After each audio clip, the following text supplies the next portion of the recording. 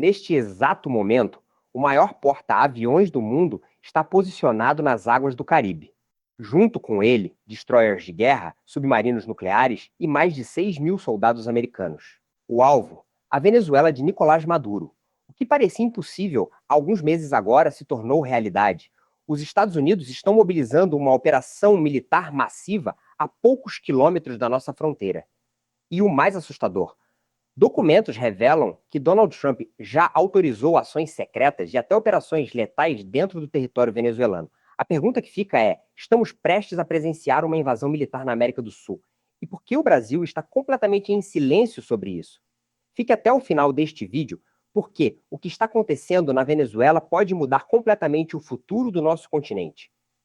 Vamos começar pelos fatos concretos, porque o que está acontecendo agora não é mais apenas retórica política ou ameaças vazias. É uma demonstração real e física de poder militar. Os Estados Unidos enviaram para a costa da Venezuela o USS Gerald R.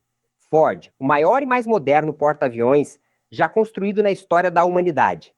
Para você ter uma ideia do que isso significa, essa embarcação tem mais de 330 metros de comprimento, carrega cerca de 75 aviões de combate, incluindo os caças F-35, considerados os mais avançados do mundo, e possui uma tripulação de aproximadamente 4.500 militares.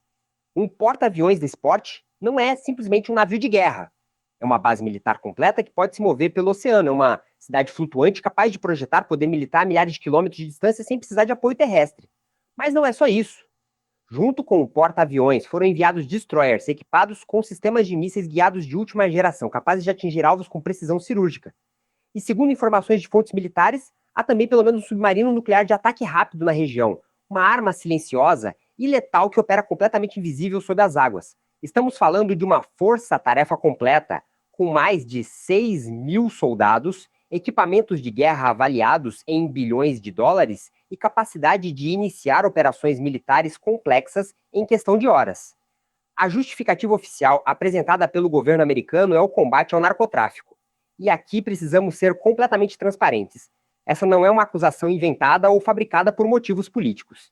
O Departamento de Justiça dos Estados Unidos mantém investigações há anos que apontam o regime de Maduro como parte central de uma rede internacional de tráfico de drogas. O chamado Cartel dos Sóis seria comandado diretamente por Maduro e seus principais generais, usando toda a estrutura do Estado venezuelano para exportar toneladas de cocaína para diversos países. Tanto é verdade que os Estados Unidos oferecem uma recompensa de 50 milhões de dólares por informações que levem à captura do ditador venezuelano. Então, quando Washington diz que está combatendo o crime organizado no Caribe, está, na prática, dizendo que vai atrás do próprio governo da Venezuela. E aqui as coisas ficam ainda mais sérias. Uma reportagem explosiva publicada pelo The New York Times revelou informações que mudaram completamente o jogo. Segundo o jornal, Donald Trump teria autorizado secretamente a CIA a conduzir operações clandestinas dentro do território venezuelano. E quando falamos de operações secretas autorizadas, estamos incluindo aquilo que no jargão militar se chama de operações letais, ou seja, missões que podem resultar em mortes. Isso significa que agentes americanos já podem estar operando dentro da Venezuela neste momento, coletando informações, identificando alvos e preparando o terreno para ações mais amplas. O Pentágono, centro do comando militar americano, teria apresentado ao presidente Trump um conjunto de opções militares que vão desde operações pontuais até ataques coordenados contra instalações militares venezuelanas. O cerco está se fechando por todos os lados. Por mar, com os navios de guerra posicionados estrategicamente, por ar, com a capacidade dos caças embarcados no porta-aviões, e por terra, através das operações secretas que já estariam em andamento. Para deixar ainda mais claro o nível de seriedade dessa situação, esse tipo de movimentação militar não acontece sem planejamento detalhado. Não é algo improvisado ou feito apenas para intimidar. Quando a maior potência militar do mundo posiciona seus recursos dessa forma, é porque existe intenção real de uso. A fase da diplomacia, das conversas e das negociações parece ter sido completamente superada. Agora estamos na fase da pressão militar direta e da preparação para possíveis ações de combate. Do outro lado dessa situação tensa, temos Nicolás Maduro, um ditador que claramente percebeu que está completamente encurralado e sem muitas opções. A resposta dele foi anunciar, com grande alarde propagandístico, a ativação dos chamados Comandos Integrados de Defesa. Segundo o próprio Maduro, essa seria uma nova estrutura militar que uniria todas as instituições do Estado venezuelano, as forças armadas tradicionais e as milícias populares. Ele sancionou uma nova lei, batizada de Lei do Comando para a Defesa da Nação, supostamente baseada na doutrina militar deixada por Hugo Chávez. Em discursos públicos, Maduro afirma que o povo venezuelano está pronto para pegar em armas e resistir a qualquer agressão externa. Mas vamos ser realistas sobre o que isso realmente significa. As imagens que saíram da Venezuela nos últimos dias mostram uma realidade bem diferente do discurso heróico. Idosos sendo forçados a participar de treinamentos militares, funcionários públicos sendo obrigados a se alistar em milícias improvisadas, e uma clara tentativa de criar uma narrativa de resistência popular, que não corresponde à realidade. A verdade é que o aparato militar venezuelano, mesmo tendo recebido alguns equipamentos russos nos últimos anos, está completamente defasado e não representa nem uma pequena fração do poder de fogo americano. É como comparar uma bicicleta com um carro de Fórmula 1. Mas essa reação desesperada de Maduro nos revela algo importante. Ele sabe que a ameaça é real. Se fosse apenas teatro político ou demonstração simbólica, ele não estaria mobilizando recursos dessa forma. A criação desses comandos de defesa é a confissão de que ele entendeu a gravidade da situação. O ministro da Defesa venezuelano, Vladimir Padrino Lopes, tentou criar uma narrativa alternativa, alegando que existiriam divisões dentro das próprias Forças Armadas americanas. Segundo ele, soldados americanos estariam sendo usados como mercenários para cometer assassinatos políticos, e haveria resistência interna à operação. É claramente uma tentativa de desmoralizar a ação americana, de plantar dúvidas e fazer parecer que os Estados Unidos estão divididos e sem apoio interno. Mas quem acompanha a política internacional sabe que isso não tem fundamento. Quando o presidente dos Estados Unidos autoriza uma operação militar, a máquina de guerra se move de forma coordenada e eficiente. Um dos aspectos mais reveladores de toda essa crise é observar como o resto do mundo está reagindo. E a resposta é, com um silêncio quase total. A comunidade de estados latino-americanos e caribenhos e a União Europeia emitiram uma nota conjunta extremamente genérica, falando sobre a importância da segurança marítima e condenando o uso desproporcional da força. Mas em nenhum momento citaram diretamente os Estados Unidos ou fizeram qualquer crítica concreta à operação militar. É a diplomacia internacional funcionando da forma mais covarde possível.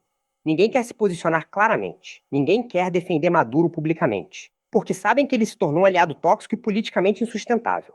Mas também ninguém quer confrontar diretamente os Estados Unidos. O resultado é esse isolamento quase completo do regime venezuelano. Até mesmo países que tradicionalmente apoiavam Maduro estão mantendo uma distância segura e evitando se comprometer. E aqui chegamos ao ponto que mais nos interessa diretamente. O que o Brasil está fazendo em relação a tudo isso? A resposta é absolutamente nada. Um silêncio ensurdecedor por parte do governo brasileiro. Isso é particularmente significativo porque o Brasil sempre manteve uma postura de proximidade diplomática com a Venezuela, especialmente nos últimos anos. Houve tentativas de mediação, conversas diplomáticas e um posicionamento de não intervenção nos assuntos internos venezuelanos. Mas agora, diante de uma possível operação militar na nossa fronteira, o governo brasileiro simplesmente desapareceu do debate. Não há pronunciamentos oficiais, não há tentativas públicas de mediação, não há posicionamento claro sobre o que está acontecendo. Essa ausência total pode ser interpretada de várias formas. Primeiro, pode ser medo de confrontar os Estados Unidos em um momento em que a determinação americana parece ser total. Segundo, pode ser o reconhecimento de que não há capacidade real de influenciar a situação.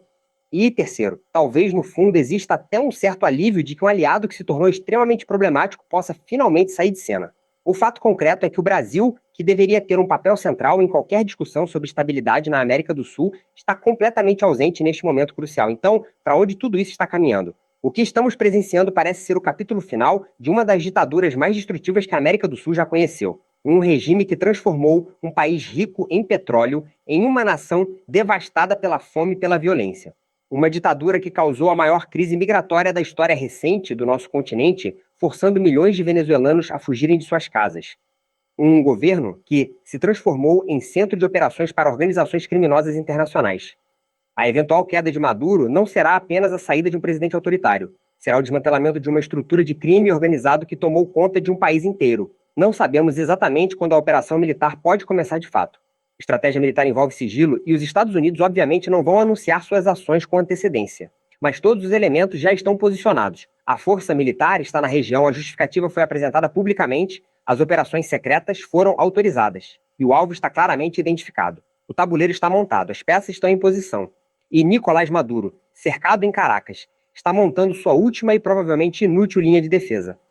A libertação do povo venezuelano, que sofre há tantos anos sob essa ditadura, parece estar mais próxima do que nunca. E só podemos torcer para que, quando isso acontecer, seja da forma mais rápida possível e com o menor custo de vidas inocentes. Essa é uma história que está se desenrolando literalmente na nossa fronteira e que pode mudar completamente o futuro da América do Sul. E agora eu quero muito saber a sua opinião sobre tudo isso. Você acredita que a queda de Maduro é realmente inevitável? Você acha que uma intervenção militar é a única solução para a situação da Venezuela? Deixe seu comentário aqui embaixo, porque esse é um debate importante e precisamos conversar sobre isso. Se esta análise ajudou você a entender melhor o que está acontecendo neste momento na Venezuela, deixe seu like no vídeo e compartilhe com outras pessoas. É fundamental que mais brasileiros entendam o que está acontecendo bem ao lado do nosso país. E se você ainda não faz parte da comunidade Força Soberana, este é o momento perfeito para se inscrever no canal e ativar as notificações. Vamos continuar acompanhando cada desenvolvimento dessa situação crítica. Um grande abraço e até o próximo vídeo.